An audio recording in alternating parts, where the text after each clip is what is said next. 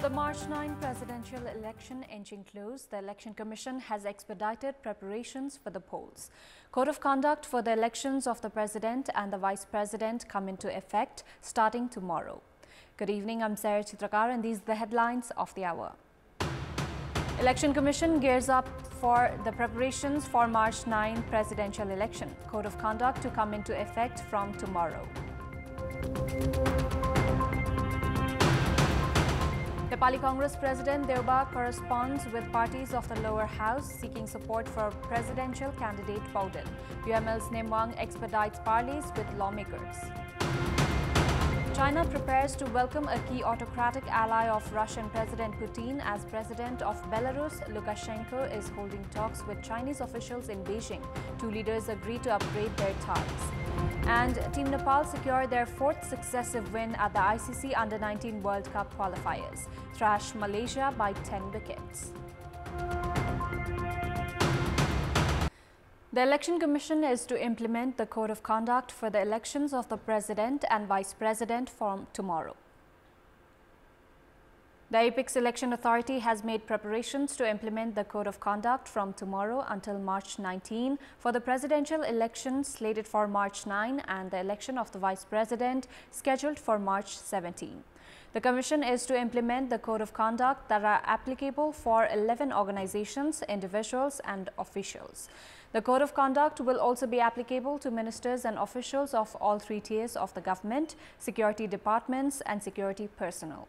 The Election Commission has said that political parties, their organizations, candidates, voters and media must also abide by the Code of Conduct. The Office of the Election Officer has published the final list of presidential election candidates today.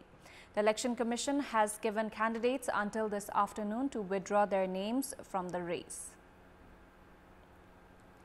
Meanwhile, Nepali Congress and CPN-UML have expedited efforts to ensure victory for their presidential candidates. Following registration of candidacies from Ramchandra Paudel of Nepali Congress, the candidate of 8-party alliance, and Subhash Chandra Nemwang of CPN-UML, both the parties have begun correspondence, parleys and training programs. Nepali Congress President Deuba has corresponded with CPN-UML chairperson KP Sharma Oli, seeking support for their presidential candidate Ramchandra Paudel. Likewise, CPN-UML has already corresponded with all the parties excluding Nepali Congress, seeking support in favor of Nemwang, who is also the vice chair of the party. The presidential election is scheduled for 9th of March. Requesting votes for its presidential candidate Ramchandra Paudel, largest party of the House of Representatives, Nepali Congress has corresponded with all the political parties represented at the parliament. According to Congress General Secretary Krishna Prasad Paudel, Party President Sher Bahadur Deuba has requested the parties to vote for Ramchandra Paudel, the unanimous presidential candidate from the largest party of the House of Representatives. Paudel of Nepali Congress had registered his candidacy on the 25th of February with the support of CPN Maoist Center, Janta Samajwadi Party, CPN Unified Socialist, Loktantrik Samajwadi Party, Janamat Party, Rashtriya Jana Morcha and Nagarik Unmukti Party alongside Nepali Congress. Paudel is up against Subhash Chandra Nemwang of CPN-UML. UML has already corresponded with parties excluding Nepali Congress, requesting for votes in favor of Nemwang, who himself has been meeting the parliamentarians requesting for votes. The presidential election is slated for March 9. Hamro Nepali Party has protested the government's economic policy, terming it biased. Saying the government's economic policy has added further plight to the industries, businesses and a deprived community, Hamro Nepali Party has begun a relay protest. The entity has also demanded emergency plans for ensuring protection of industries and businesses. The entity, which has been protesting for the past 4 days, has warned of introducing additional programs if their demands are not addressed. The government has brought into operation an integrated website management system and web monitoring system from today with the aim of maintaining uniformity in all the government websites and strengthen security system. This was done in line with the Directive of Development and Management of Government Agencies Websites 2078. The new websites of Ministry of Communication and its departments, Postal Service Department, Department of Information Technology and Department of Immigration under the system have come into operation. The department has said that the system will be expanded and implemented in other ministries and departments under those ministries at the earliest. The system is said to continuously monitor and alert issues, including website hacking and server problems. The system, developed by the Department of Information Technology, was inaugurated by Minister for Communication and Information Technology, Rekha Sharma. 2 persons have died on the spot, while 12 others were injured in a vehicular accident in Rupnagar, Saptari this morning. Saptari police has identified the deceased as Duhabi Sunsari's Rajkumari Chaudhary and Ramshah Halwai. 2 vehicles had collided against each other at the Rupnagar road section in Saptari under the east-west highway. 12 others were injured in the unfortunate accident, which occurred at around 2:45 a.m. Those injured are undergoing treatment in Biratnagar. The Bagmati province government has decided to provide 100,000 rupees in compensation to the families of those killed in elephant attacks. Today's meeting of the Council of Ministers of Bagmati province has decided to provide 100,000 rupees in compensation to the families of those killed in elephant attacks. The meeting has decided to release 30 million rupees from the Ministry of Agriculture and Livestock Development to the local levels. The meeting has also approved the resignation tendered by Executive Director of the Province Good Governance Centre, Bimal Pokhrel. Challenges have surfaced in production of electricity as the turbine of the Gandak Electricity Centre in Pratappur Rural Municipality, Ward number 7, Suryapura of West Navalparasi has not been repaired. The 15 megawatt capacity centre is barely producing 3 megawatt electricity at the moment. 9 years have gone since the 2 of the 3 turbines of the powerhouse have remained damaged. According to Chief of Gandak Electricity Centre, Sunil Kumar Chaturvedi, around 400 million rupees is required for the repair of the turbines, but they have not been fixed because of lack of budget. The centre is in a dilapidated condition because of delay in repair works. 55 households of Nisti Rural Municipality, Jamire in Palpa are facing challenges related to drinking water. Problems have been mounting for the local residents as the source of drinking water was buried because of a tunnel constructed for a cement company. The local residents have shared their grievances regarding the indifference of the cement company. According to Palpa Chief District Officer Jagannath Panta, water for irrigation has also dried up for villages including Admara, Mathi Kharka, Chetri Kharka, Rolawas and Bauni Kharka among others. A free health camp for heart and kidney-related diseases has been held in Rampur, Palpa.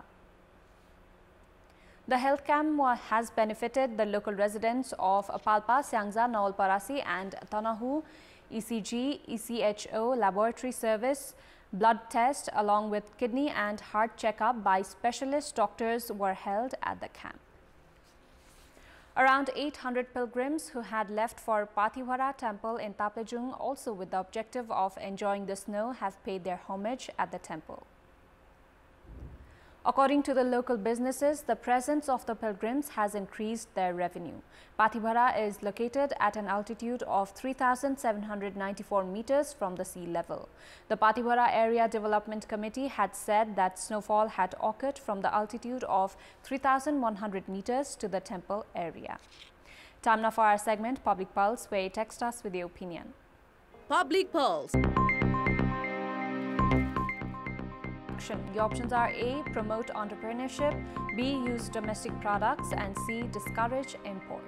Voting is on. Type NEWS, select your option A, B or C and send it to 34001 to share your opinion with us. Time now for international update.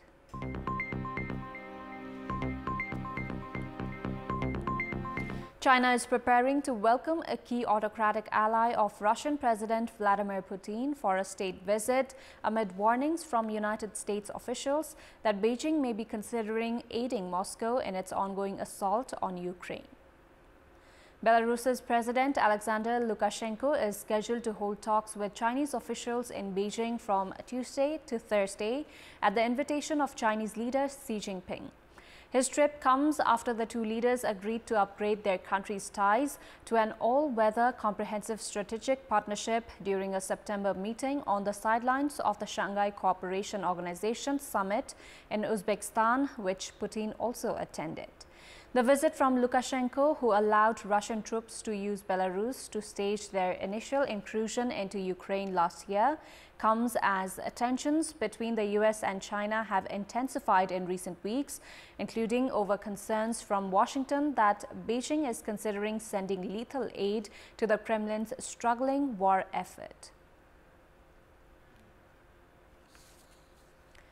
U.S. Secretary of State Antony Blinken joined foreign ministers of all 5 Central Asian former Soviet republics for a regional meeting in Kazakhstan on Tuesday, following the first anniversary of Russia's invasion of Ukraine.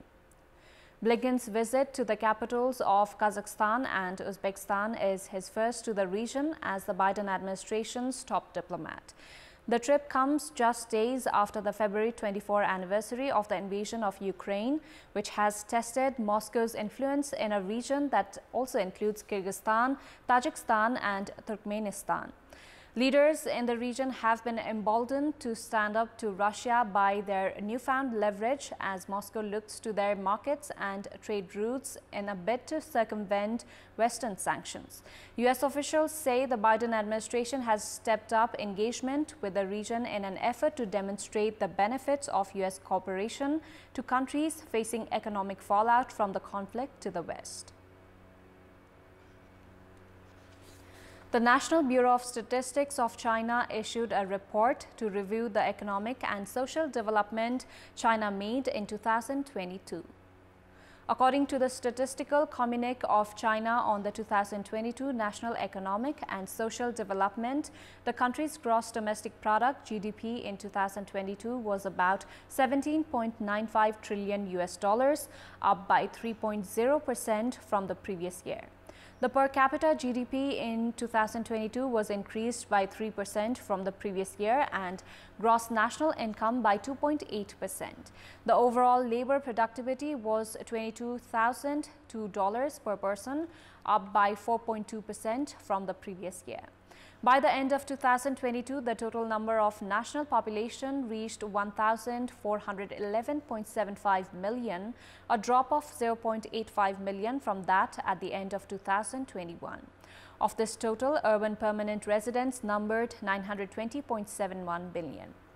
Likewise, the number of employed people in China was 733.51 million, and that in urban areas was 459.31 million, accounting for 62.6% of the total employed people. At the end of 2022, China's foreign exchange reserves reached 3,127.7 billion US dollars, a decrease of 122.5 billion US dollars compared with that at the end of 2021. The year 2022 also saw a total of 62 successful space launches. Wentian and Mengtian lab modules of China's space station were launched successfully. The missions of Shenzhou 14 and Shenzhou 15 were carried out and the space station was fully completed. Paragliders Horatio Lorenz and Tom de Dorlodot have pulled off one of the most spectacular flights, becoming the first pilots to ever reach the famous K2 mountain by paraglider and soaring its faces to 7,577 meters. The pair spent 4 weeks on the Baltoro Glacier in the Karakoram mountain range, making several 100-kilometer flights in their quest to conquer K2.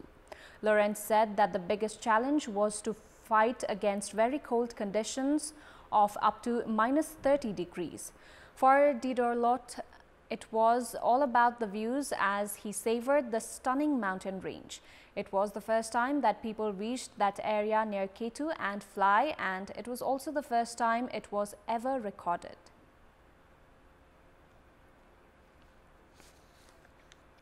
The Hong Kong Special Administrative Region has announced it will fully scrap its COVID-19 mask mandate from March 1.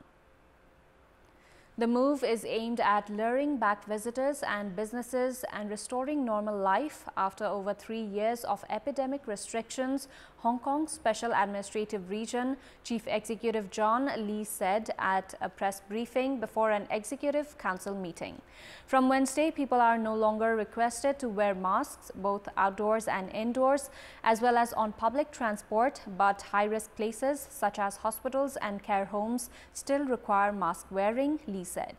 Lee said the move is based on several considerations, including data showing that epidemic situation in Hong Kong has been put under control. The region has built a comprehensive anti-epidemic barrier and there was no major outbreak in hospitals and schools. It came after the Hong Kong Special Administrative Region government said last month that it would prepare for the full resumption to normalcy while focusing on economic development and promoting the international financial hub to overseas and Chinese mainland visitors this year. Time now for sports update. Sports news. Nepal have thrashed Malaysia by 10 wickets in the ICC Under-19 Asian qualifiers. Malaysia won the toss and decided to bat in the match played at the Malik Cricket Ground, where they were bowled out for a paltry 72 runs in 35.3 overs. Mohammad Akran Malik scored 26 for Malaysia, while Mohammad Harisan and Mohammad Sayari scored 12 runs each, while none of the other batters made notable contributions. Dipesh Karnel was the pick of the Nepali bowlers with 4 wickets as he bowled 53 dot balls in his 10 overs. Akash Chand grabbed 3 wickets, Milan Bohra added 2, while Subhash Bhandari had 1 scalp. In reply, Nepal chased the target in 9 overs without losing a single wicket. Openers Deepak Bohra and Arjun Kumal scored 38 and 21 runs each. It was the 4th successive win for Nepal. The win has increased Nepal's possibilities of qualifying for the Under-19 World Cup. Departmental team 3-1 Army has clinched the Bhadrapur Jhapa Gold Cup title, defeating Machindra Club 4-3 in the final today. In the match held at Mechi Stadium, both sides had failed to open their goal accounts within regulation time, pushing the match into extra time. But with the failure to break the deadlock, the match went into penalty shootout. Army custodian Samit Shrestha proved to be instrumental in Army's win, having saved 2 attempts by Machindra. Tournament winners Army take home 1.3 million rupees, while runners-up Machindra have won 700,000 rupees cash prize.